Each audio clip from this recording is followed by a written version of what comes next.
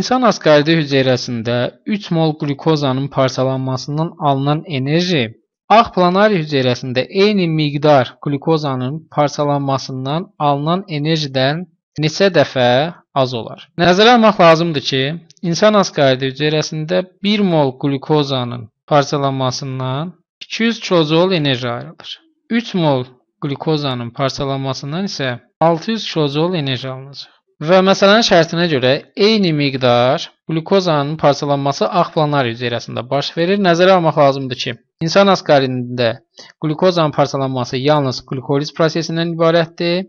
Yəni oksigensiz parçalanma prosesi gedir. Ağ planaridə isə həm oksigenli, həm də oksigensiz parçalanma baş verir və ağ planaridə 1 mol qlükozanın parçalanmasından sonda 2800 kilojul enerji alınır. 3 mol qlükozanın parçalanmasından isə 8400 kilojul enerji alınır.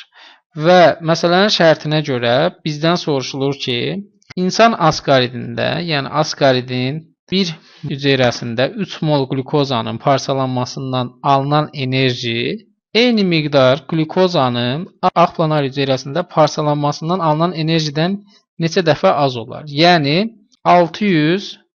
8400 kilojuldan nə qədər az olar və biz 8400-ü 600-ə bölsək, cavab 14 çıxacaq. Düzgün cavab D variantı.